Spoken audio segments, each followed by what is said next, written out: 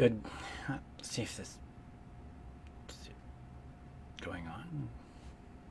Ooh, it's up. All right. So Facebook has changed a few things, and so here we are. Let me hit a button here. So, ooh, okay. It is. Today has been a day. I'll tell you, everything I have tried to do today has met me with an error. All right. Good afternoon, or good evening, guys. Welcome to Tuesday in our crazy world right now. So, I'm going to get this shared out to the community before we go any farther, and I forget about that. Let me know in the comments below how you guys are doing, because I know a lot's going on. It's definitely happening right now for me as well. It's keeping us going on here. Where? Oh, I need to go here.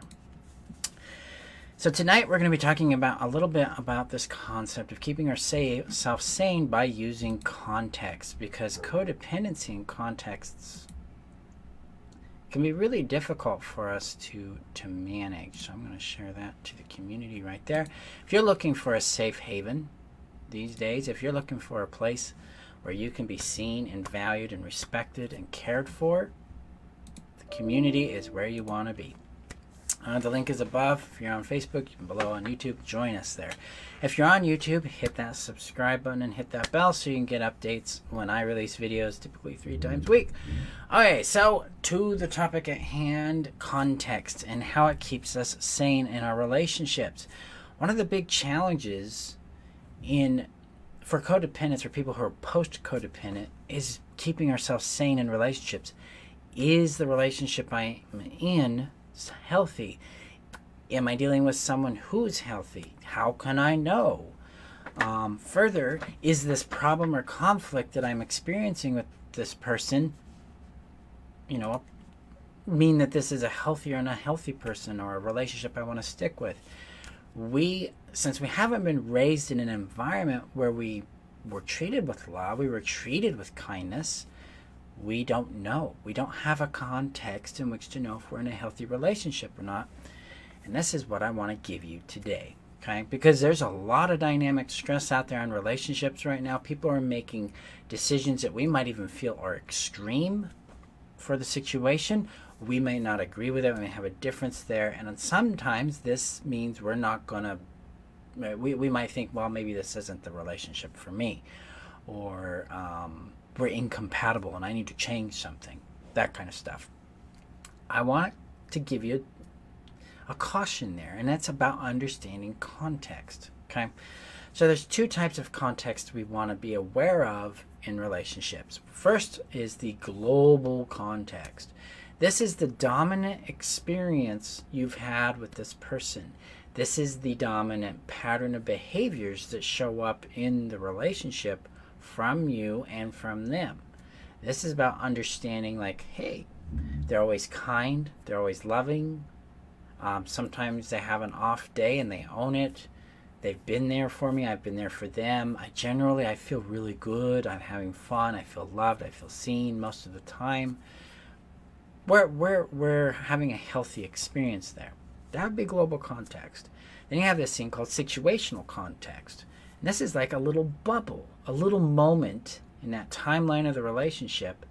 And this is where they have a bad day and they're not really available. Or something extreme, like the virus is happening, and so they're making decisions that are extreme, maybe extreme to us, but rational to them. It's often that these situational events, these situational contexts, make us question whether or not we're in a healthy relationship. Okay? And then that might drive us to end relationships that are actually healthy. It might motivate us to do things that hurt the relationship that aren't even necessary, because we're actually dealing with a person that's healthy, and we know that because of the global context of the relationship, the dominant experience of it. Let me know in the chat if this is making sense to you, okay?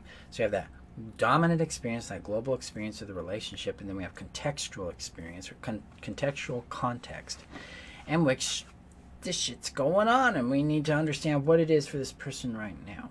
Okay? This is where I want you to be sensitive to. is to realize that if I can look at the global context of a relationship and say, dominantly, we're healthy, we're respectful, we love and care for each other, dominantly. There is no abuse going on. There might be differences, there might be arguments, but there's no abuse, because abuse is intolerable. In my book, 100%, zero abuse, zero abuse. If there's one abuse, if they don't own it and correct it, done. Just done. Period. There's no reason to be abusive. But there is reason to give people who aren't naturally, like, some of us may be very beyond our limits right now, and so we might react in a way that's hurtful or harmful to another. They deserve an opportunity to own that and correct it. But it's a one-shot deal, guys. Period. But dominantly, if the dominant experience is healthy, and then they have this one-off moment where things are rough, where you're having conflict, having a breadcrumb moment in the relationship where you're not really getting what you need, or they're not getting what they need, or both of you aren't because of circumstances or whatever, that's important. Because it means that the relationship can just navigate that. You guys can work that out. Now, here's the trick with codependence. When we're in a fantasy, we've inverted that, like we've pulled the sock inside out. So really what's going on is we magnify the one instance in which they were really loving to us, and we ignore the global context of the relationship where they're harming us repeatedly on a regular basis, and we feel unsafe, we feel scared. See the difference here? Our job in a healthy relationship is to understand the global context and the immediate situational context.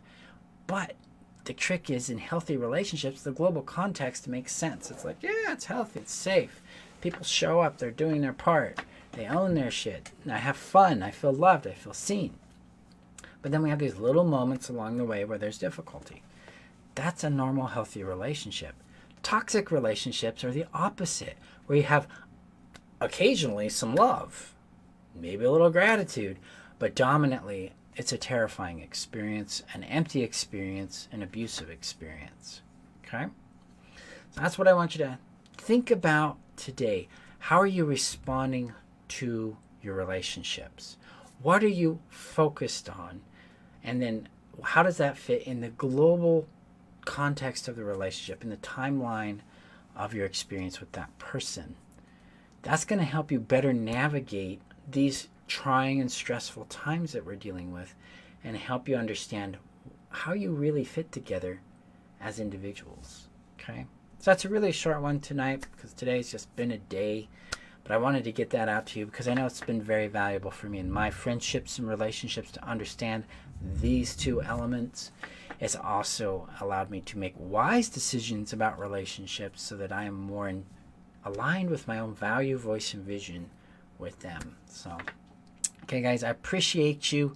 Remember that you're worth knowing, loving, and keeping. Be safe out there. Keep yourself healthy. And I will see you guys tomorrow morning back on the normal for tomorrow's training. Okay? Thank you again. See you tomorrow.